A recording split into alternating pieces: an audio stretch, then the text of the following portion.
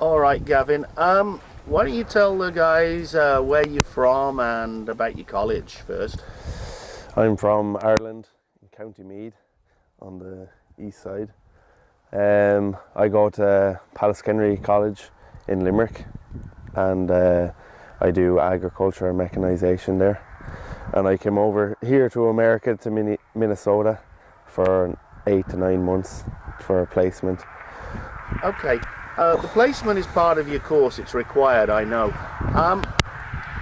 You came up here and we sent you to Field Brothers. Yes. Tell the guys back home a little about the farm. Okay, well, we run just over 12,000 acres here in Stephen, Minnesota. We run crops. We have soybeans, corn, beets, sugar beets, and wheat. We just have over 2.7 of wheat, 2.6 of beans, and just over 3 of corn, and just over 2,000 acres of beets, I think. Okay. You came at the start of the season, late March, early April, when winter was ending. Planting started probably late April or something. I came on the 15th of April and they already had started. They started the weekend before I came. I came on a Wednesday and they started on the Sunday. So it was dry this year. We got everything in real early, which was not usually, that's not what usually happens. Last year they didn't get in their seeds till June. So this year was a great year to get planting in early. Okay. And what type of jobs have you done on the farm in terms of operating equipment? When I first came, I was running a harrow to fine out the soil to make a nice seed bed. After that, I was in the shop fixing the planters after they were done planting, and I was getting everything ready for the fall, getting combines ready, the rotabeater, lifter, changing bearings and putting new chains in and bushings. So I've been in the shop for 2 months, when May and June. Okay, but here they're not frightened to let you have, this is a big farm, they're not frightened to let you have a go at jobs, are they? No, not at all. When wheat harvest came, I was running Lexian 590. I ran it for 5 days, and then unfortunately she burnt down, so that stopped me. But hopefully when they get another one, I'll be able to run it for a little bit as well for beans. We're harvesting beans at the minute, so we'll get a chance of doing that. Okay, and what about in sugar beet harvest? That'll be a 24-hour a day. That'll be 24 hours. We had pre-pile already, so I was running a lifter for beets. So that was a pretty serious job to be doing. You had a lot to look at. You had to make sure you weren't digging dirt and make sure you're getting the beets in right into the trucks. And come main campaign and start of October, we'll be running 12-hour shifts. And then when you get off your 12-hour shift, you might have to go work for a couple of hours fixing trucks or repairing the lifter or the rotabeaters. Okay, and they do all their own repairs here, right, Gavin? Yeah. We here in the Field Brothers, they have their own mechanic, Sean. He knows a lot about machinery and trucks, so we don't send to John Deere or Cat or anything. These are all fixed here, and we just get parts from them dealers. Okay, and in terms of the list of equipment that they've got on this farm, what's sort of the main pieces of equipment that they run? We got 2 Amity lifters. We got 2 John Deere's 8360s. We got 2 8235s R series. We got 2 Cats running over 500 horsepower. Cat Challengers. We had 2 Lexians. We got one now. One Lexian 590. We got 11 trucks, 10 Kenworths, 4 semis, and 1 international. That's pretty. And we got a new Brent grain cart this year, so it's pretty big. Yeah, and you live on the farm, they provide you with accommodation, etc., right? Yeah, I live on by the shop, so I've been living there since I came, and it's great facilities, kitchen and whatever you need is right there. So, and it's easy to get up in the morning, just walk straight out into work. So. Okay, and I mean, part of the program is not just being on the farm. There's other life in the USA, if you like. Oh, What yeah. sort of things have you done outside of work? There's a great social life over here. Of course, you can't drink till you're 21, but that doesn't really matter. But yeah, you have a good social life over here.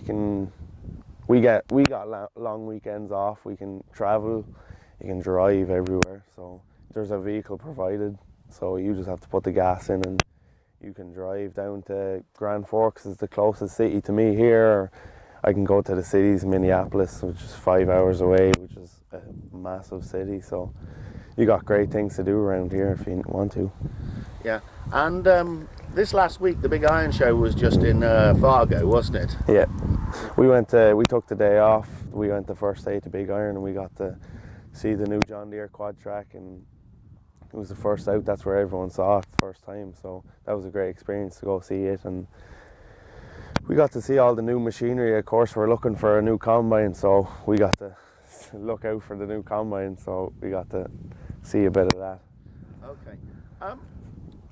In terms of your placement, which is required for your college, over here you've been allowed and had the chance to do a lot of things.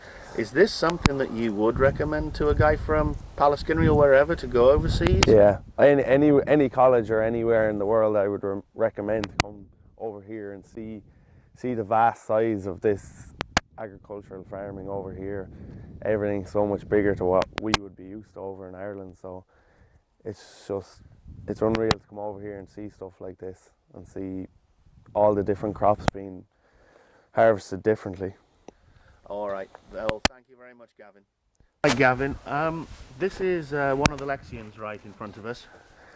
Yeah, this is one of them. This is a Lexion 590. It's a cat, but it's really a class joined up with cat over here to get the business over here. Okay. And how wide's the cut on this? This is a 40-foot head.